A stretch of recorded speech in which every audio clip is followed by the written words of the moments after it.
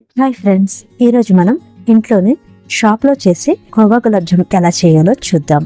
ఈ రెసిపీలో జామున్ చాలా సాఫ్ట్గా జ్యూసీగా వస్తాయి. చివరిలో పర్ఫెక్ట్ టెక్స్చర్ రావడానికి కొన్ని సీక్రెట్ టిప్స్ కూడా చెప్తాను. కాబట్టి వీడియోని చివరి వరకు తప్పకుండా చూడండి. ముందుగా 1 కప్పు కోవాని తీసుకోవాలి. ఈ కోవాలో షుగర్ కానీ సాల్టెడ్ కానీ ఏమీ ఉండదండి, పచ్చి కోవా ఇది. దీనికి 1/2 కప్ మిల్క్ పౌడర్ అనేది కంపల్సరీగా తీసుకోవాలి. ఇప్పుడు ఈ కోవాని ఒక ప్లేట్లో తీసుకొని మిల్క్ పౌడర్ని కూడా వేసి ఒకసారి బాగా కలిసేటట్టుగా కలుపుకోండి.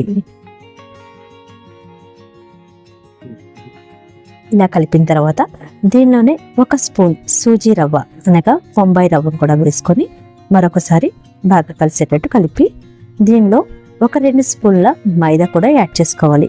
మైదాని ఎక్కువగా యాడ్ చేయకూడదు. మైదాని ఒకవేళ మనం ఎక్కువ యాడ్ చేయడం వల్ల కోవా అనేది గట్టిపడిపోతుందండి.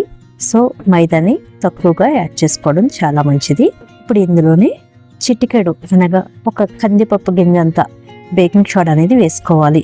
ఎందుకంటే baking soda 1/2 teaspoon 1/4 teaspoon వేసుకుంటే కంపల్సరిగా నూనెలో వేయగానే కోవా అనేది విడిపోతుందండి. చాలా జాగ్రత్తగా బేకింగ్ సోడా అనేది వేసుకోవాలి. ఇప్పుడు వీటిని మనం ఒకసారి ఉండలుగా చేసి చూద్దాం. చూడండి, పిండి అనేది మన చేతికి అంటుకున్నా పర్లేదు, కానీ అంటుకుంటుంది కదా అని చెప్పేసి మైదాని ఎక్కువగా మాత్రం యాడ్ చేయొద్దు. ఇలా వస్తే సరిపోతుందండి. మనం సాఫ్ట్ స్టైల్లో చేస్తున్నాం కాబట్టి దీనిలో కొంచెం గ్రీన్ ఫుడ్ కలర్ అనేది యాడ్ చేస్తున్నాను. ఇది పూర్తిగా ఆప్షనల్ అండి, మీకు నచ్చితేనే వేసుకోండి, లేకపోతే లేదు. నేనైతే షాప్ స్టైల్లో చేస్తున్నాను కాబట్టి గ్రీన్ ఫుడ్ కలర్ అనేది యాడ్ చేస్తున్నాను. ఇప్పుడు దీన్ని బాగా మిక్స్ అయ్యేటట్టుగా కలుపుకొని ఒకసారి హ్యాండ్స్ అనేది వాష్ చేసేసుకొని ఒక చిన్న గిన్నెలో నెయ్యి అనేది తీసుకోవాలి. మన హ్యాండ్స్కి అప్లై చేసుకొని ఇప్పుడు మనం జామున్ అనేది ప్రిపేర్ చేసేసుకుందాం. జామున్ అనేది ఇప్పుడు మీకు నచ్చిన షేప్లో ప్రిపేర్ చేసుకోవచ్చు. నేనైతే షాప్లో చేసే విధంగా పోలగానే తయారు చేస్తున్నానండి. కొన్ని పోలగా చేస్తున్నాను, కొన్ని రౌండ్గా కూడా ప్రిపేర్ చేసుకుంటున్నాను. ఇలా మనం నెయ్యి అప్లై చేయడం వల్ల మంచి టేస్ట్ వస్తుంది. మన హ్యాండ్స్ కూడా జామున్ అనేది అంటుకోదండి. ఇలా అన్నీ కూడా ప్రిపేర్ చేసేసుకుందాం. ఈ విధంగా మనం కోవాల్ని ప్రిపేర్ చేసుకొని మూత పెట్టి ఒక 10 నిమిషాల పాటు పక్కన పెట్టండి. ఇప్పుడు వేరే బౌల్లో షుగర్ సిరప్ అనేది తయారు చేసుకుందాం. 1 కప్పు పచ్చి కోవాకి 2 కప్పుల వరకు పంచదార అనేది పడుతుంది.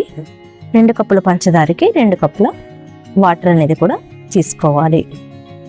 ఇప్పుడు ఇందులో 1/2 టీ స్పూన్ ఇలాచీ పౌడర్, 2 టేబుల్ స్పూన్ల పాలు కూడా యాడ్ చేసుకోవాలి. ఈ పాలు యాడ్ చేయడం వల్ల పంచదారలో ఉండే డస్ట్ అనేది అంతా కూడా పైకి తేలుతుంది.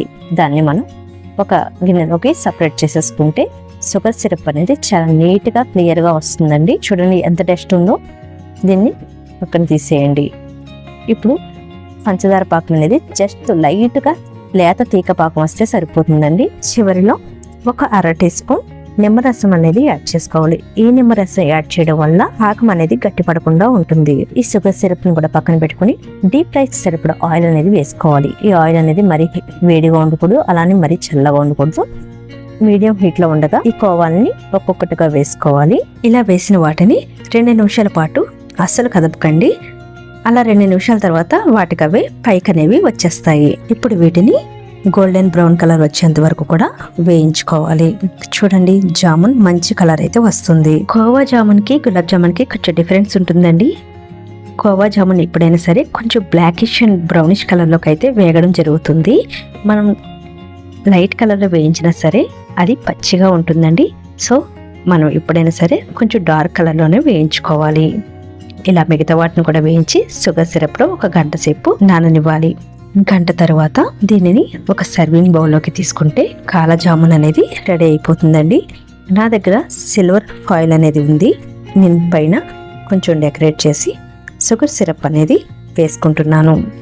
మీకు కూడా ఈ రెసిపీ నచ్చినట్లయితే మరిన్ని సీక్రెట్ రెసిపీస్ కోసం అరుహా రెసిపీస్ ఛానల్ని సబ్స్క్రైబ్ చేయడం మాత్రం మర్చిపోవద్దు. చూడండి, జామున్ అనేది చాలా జ్యూసీగా పర్ఫెక్ట్గా రెడీ అయిపోయింది. Thank you for watching.